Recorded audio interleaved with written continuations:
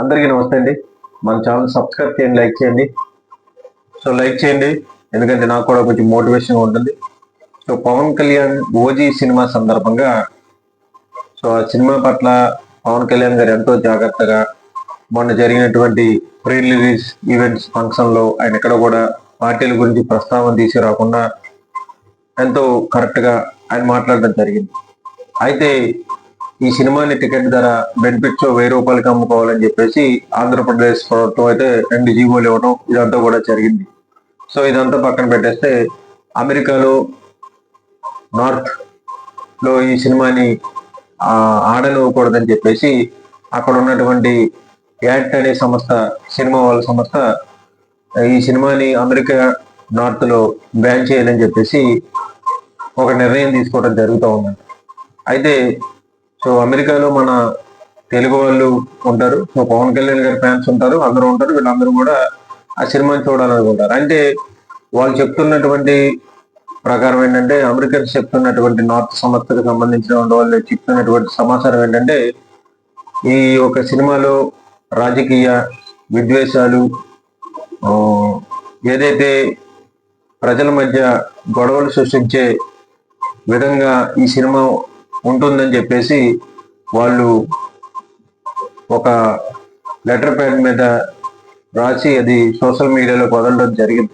So నిజంగా ఏంటంటే అమెరికాలో ఓజీ సినిమాకి ఎదురు దెబ్బ తగిలింది అన్నట్టుగానే కనపడుతుంది. సో ఏంటంటే కొన్ని గంటల్లో ఓజీ సినిమా అనేది ప్రజల ముందుకు రాబోతా ఉంది. సో అది ఏ విధంగా ఉంటుంది ఏంటి అనేది ప్రజలందరూ, పవన్ కళ్యాణ్ గారి అభిమానులు వీళ్ళందరూ కూడా వెహికల్తో ఎదురు చూస్తూ ఉన్నారు.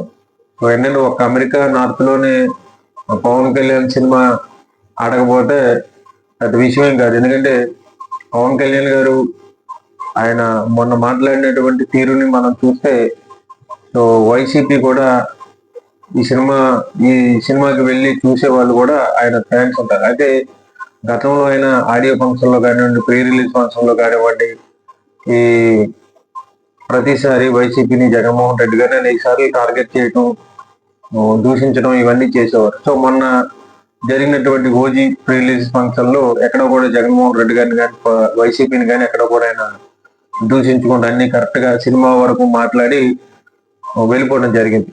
సో ఏంటంటే అప్పటి నుంచి కూడా పవన్ కళ్యాణ్ గారు సినిమా సభలకు వచ్చినప్పుడు రాజకీయ ప్రస్తావనలు తీసుకురారేమో అని ఒక అభిప్రాయానికి కొంచెం ఇప్పుడిప్పుడే వైసీపీ క్యాడర్ అయితే వస్తూ ఉంది.